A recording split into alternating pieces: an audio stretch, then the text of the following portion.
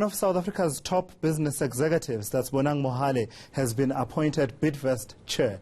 A former CEO of Business Leadership South Africa, BLSA, Mohale takes the reins at a time of massive economic challenges in the country. He joins me now in studio to talk about this, to talk about his appointment and his vision for Bidvest and the country. Thank you so much for coming through and sharing your insights with us. Part of the reason you are interesting to talk to in the context of our economy, which, you know, all the indicators are downward and just basically pointing in the right direction, is that you've been on the other side as part of, you know, the people who were almost like business lobby groups that were sort of making inputs about what needs to happen with this economy. Give me a sense of your outlook for your business. It's a massive business that you are taking over, but the economy conditions not favorable. You being in so many sectors of the economy means that you are one way or another affected by what's happening in our economy.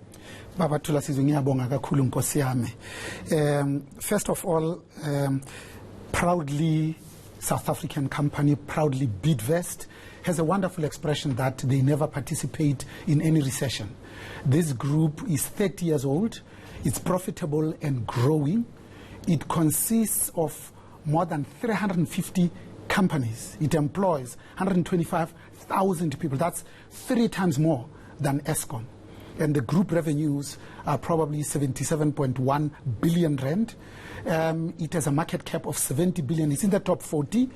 And it is generating 7.1 billion rands worth of cash. And last year alone, they invested about 3 billion just in acquisitions. So it's really a massive entity, one of South Africa's biggest employers. Therefore, the outlook for Bidvest is that these numbers actually exclude Bidcorp unbundling with the food division that was mostly global, having been taken out. If we included those, you will see that the numbers would be closer to 500,000 people, employees, and indeed the revenues will be about double, and the margin that's sitting at 29.8% gross profit margin will probably be slightly more than that. But are you confident that you can continue to have that kind of performance given what is being predicted by way of economic growth? Nothing to write home about, really. 0.5% for this particular year. The energy challenges that we continue to face. There's been work to try and address issues of policy uncertainty, and I know that's a bugbear of yours, but many would say we are not there yet in terms of that policy uncertainty. In fact, we're very far from it. What is sad, tragic and regrettable is that all of South Africa's challenges are known, well articulated and understood. But also the solutions are well known, articulated and understood. What has been killing us as a country, as a people with great natural endowments, is our inability to do, to execute, to implement. All the plans that we have developed are bang on target. What is lacking is the political will just to do. For instance, how do we reduce the public sector wage bill that ballooned by more than double just in the 9 wasted years? How do we take care of the pedestrian growth when the NDP 2030 says we ought to be growing at 5.4% on the top end to be able to absorb the 150,000 young graduates that get onto the job market? Lastly, how do we address crime that is contributing to the highest numbers of immigration we have seen in this country? So Bidvest is a massive company, as I say. Let me ask you a question that's, you know, a layman's question.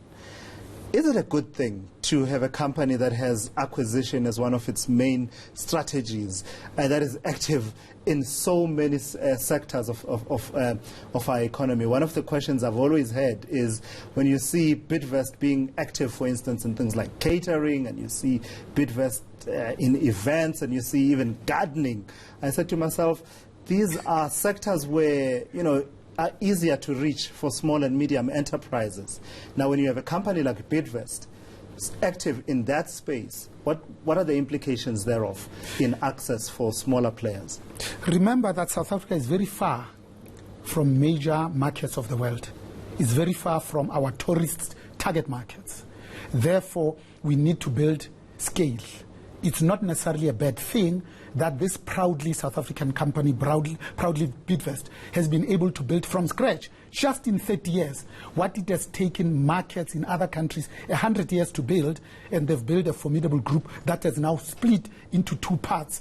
As we speak, we are busy rebuilding the global brand of just the South African entity. We have done something that is truly unheard of, where the current CEO, Lindsay Ralphs, has already announced last year's AGM that the CEO designate is going to be Nompumelelo Mpumi Madisa, almost 18 to 24 months before it happens.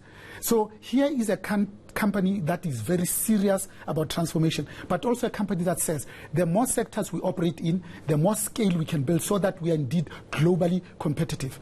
Our worst enemies are not within the borders, are actually the people who are eating our lunch. Lastly, it says, because in the sectors that you have tabulated, it is also very easy to create other small and medium enterprises, because that's where jobs can be created in large numbers. Let me ask you then another question. You mentioned Mpumi Madisa set to take over as CEO, but I had a look at your 7 divisions, Mr. Mohale, and they're all headed mostly by white men. Certainly as far as the information on your website is concerned. Now, I also saw your executive directors. It's a nice mix that's there, and I don't know what the rest of your executive looks like, but aesthetics, those 7 divisions being headed by white men in a context like ours. So I joined the board. Is there anything for us to worry about? Yes, a lot. Yeah. I joined the board on the 1st of July, and I can tell you the changes since the 1st of July are the following. First of all, we have hired 3 African women to come and sit on our board. Nonzukiso Zukisiotula is one of them. 35 years old, I think. Yes, absolutely. Yeah. One of South Africa's brightest, in fact, Africa's brightest, served in mostly financial services. Secondly, Akona is now taking over from Pume's business development role at the group level of a 70 billion rand market cap entity. Thirdly, our freight division now is going to be headed by an African man. It would have been better to be an African woman, because issues of gender equality and pay parity must be taken seriously. But Mpumi is leading the charge as we speak. You see, the issue of transformation in South Africa must be done concurrently, simultaneously, and in parallel with growth. It is not either or, it's both and together at the same time. Otherwise, our children are going to disown us. Let me ask you about liquid petroleum gas. You recently launched, and you're basically in the process of bringing on stream what will be the world's biggest storage facility for liquid petroleum gas. You are ahead of the curve, right? Because you're saying this will increase our LPG supply in South Africa by about 50%.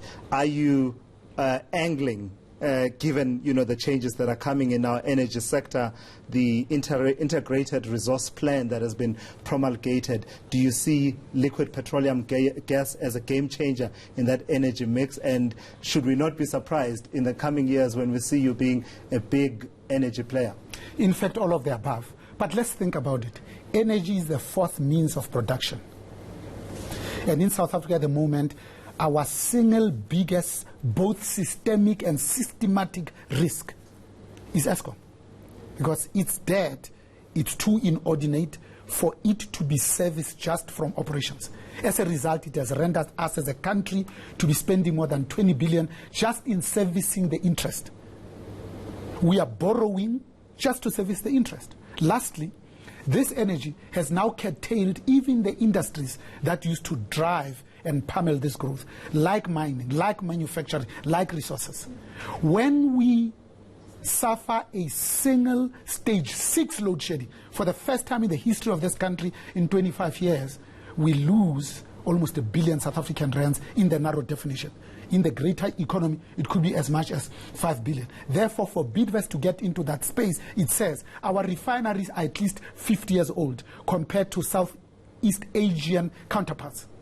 Therefore, the next major play is actually on energy storage, so that the next one to fuel us is moving away from hydrocarbons and their carbon footprint to move into gas because it's cleaner and cheaper and much more affordable. Bonang Mohale, completely out of time. Thank you so much for coming through. He's the he's the chairperson actually of Bidvest, and he's been talking to us about the year ahead for that company as well as the economy in South Africa.